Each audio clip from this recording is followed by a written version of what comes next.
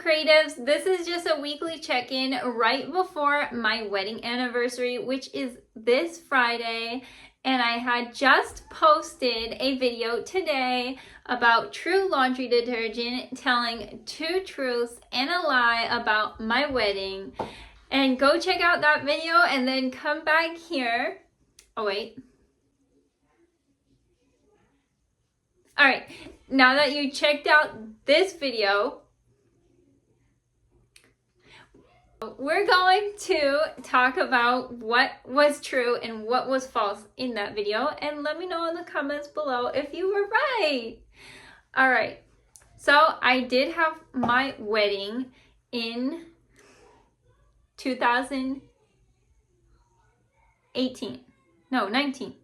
2019. Yes, it was either 2018 or 2019. I'm pretty certain of that. But it was not in Paris. It was in Reno, Nevada. We got hitched and I did not fit in my dress. My zipper would not go up. And that was one of the most embarrassing parts. And the only dress I had on hand that really fit me to the most extent was a black striped dress. And the zipper in the back did not go up on the day of the wedding. So I was very distraught because the one I made was way too tight for me. And it wasn't well sewed at the seams. I was trying to become a fashion designer at one point in my life, and the way I would sew was not keeping up with how tight it was. It wasn't like staying together, the knots or whatever, because I am not good at knots, just so you know. I've tried to do boat knots and I literally almost lost someone's boat. No joke right there. And you know how people get about their boats. They get a little loco about boats because it is one giant baby or one automobile on the water, which, yeah, I could see why they would be upset about losing an automobile. All right, moving forward. The next thing that wasn't true was we did not invite any of our family members. We had a pretty empty wedding because we got hitched at midnight around on a Wednesday. It was like a Tuesday, but then it became a Wednesday officially. So just a random day in the week. You know, we weren't really planning on getting married right away, and then, you know, since we were having the baby, we wanted everything to be a-okay, and that's all. That's it. Like, I used to think that I would have like this big majestic wedding that was live streamed on the internet, pretty much a long video streaming set, because I grew up in the Y2K area, so we had the internet for quite some time, and I did want a whole wedding streamed. But now that I know what weddings are like, I don't think anyone would watch the wedding live streamed unless they got something out of it, like a free virtual gifty, which that would be really cool. If I had like a live stream and then to the side it was like a virtual live stream wedding as well, like if somebody was also playing like a Joy-Con video game for us with characters that were also getting married, I feel like that would also bring attention to it. But anyways, moving forward, my wedding anniversary is on Friday, and I do plan on going out for it and hopefully getting everything I need done out of the way in the week for that wedding anniversary. But I will also still be doing all my UGC content and keeping up with that because this is my full-time job. And according to my research of how my UGC content is going, I have recently lost followers, but they were dead followers anyways. They were dead weight. They weren't commenting, leaving comments. So a lot of people who are in the UGC era, they say don't worry about losing followers. Just maintain your engagement with your audience at the very moment and say what you think will be helpful for them on their journey. So I'm a model and trying to become a commercial model after being a fashion model for some time. And my experience of getting a photographer out in Vermont to help me with my Polaroids is slim to none, because the closest thing I've gotten was a itemized list of how much it would be for a 2-hour photo shoot, which is more than half of what I've earned this past year on UGC content. I've earned about $1,000 for the full year last year. So stating your prices over $500, that is way too much for me currently with my stats. I'm trying to do graphic design as well. However, I have no leads on graphic design right now. And I've been sending out emails once a week for UGC content for myself, as well as graphic design. And it's been a little overwhelming. I've been mostly doing the UGC emailing this week, because going from one email to another email is a lot of work. And managing 6 accounts for social media is also a lot for just one person. And I don't feel like it's a right time to hire someone out, since I'm making so little. This whole month for UGC, I've traded my services for free gifts, and I've only earned $1.51. So that's for my whole month so far. And it is May 6th right now, so hopefully I can get that up to $4-5 by the end of the month. But that is thinking very minimally. I don't want to think so minimally about that. I would like to be earning a full income off of my UGC, and then also putting that UGC income back into being a commercial model, so that I can get paid for real work that I actually enjoy. But that's being a little wishy-washy, and honestly, maybe I should just go back to school and do something really boring that I just really hate.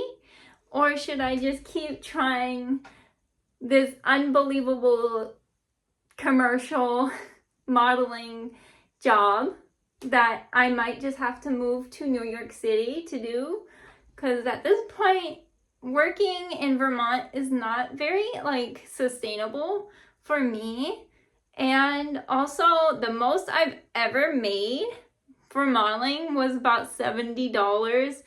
And that was back in California. So, is it an incredibly stupid idea to keep going after the dream I want to do? Or is it better to just be super miserable and just keep trying to do things for other people instead of being on your own? Because I'm trying to do my own graphic design branding job. So mostly I pinpoint myself as doing flyers for musicians, and then branding for beauty brands. But I haven't gotten hired yet by either. I've only been hired for my graphic design work for funeral brochures, and then for things like, what is it?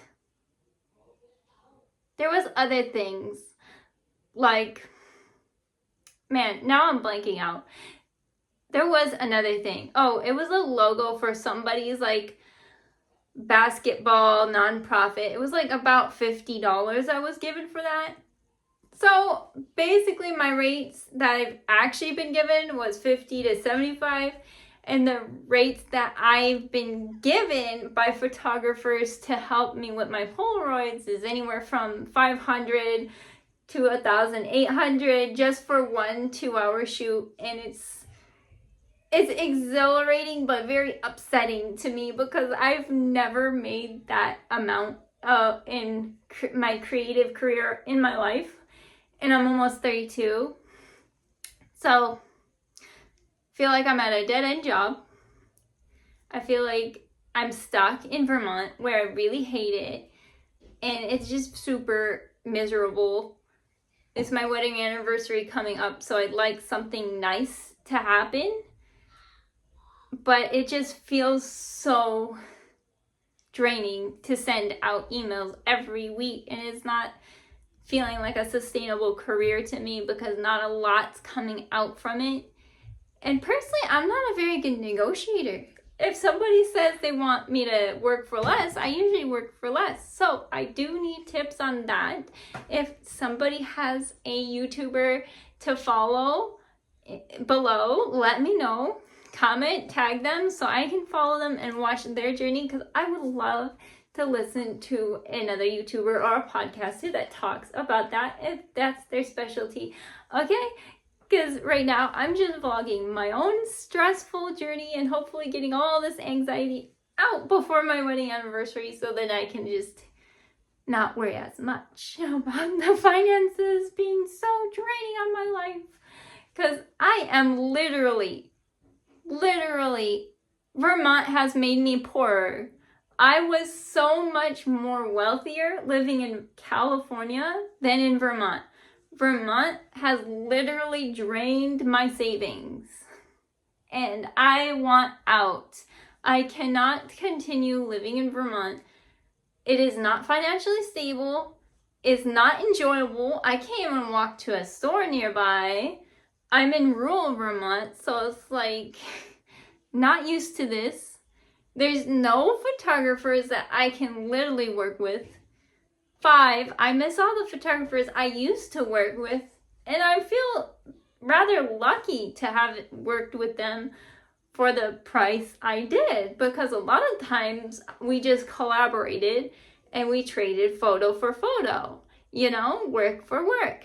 But here, everybody wants to get paid because literally there's no jobs in Vermont.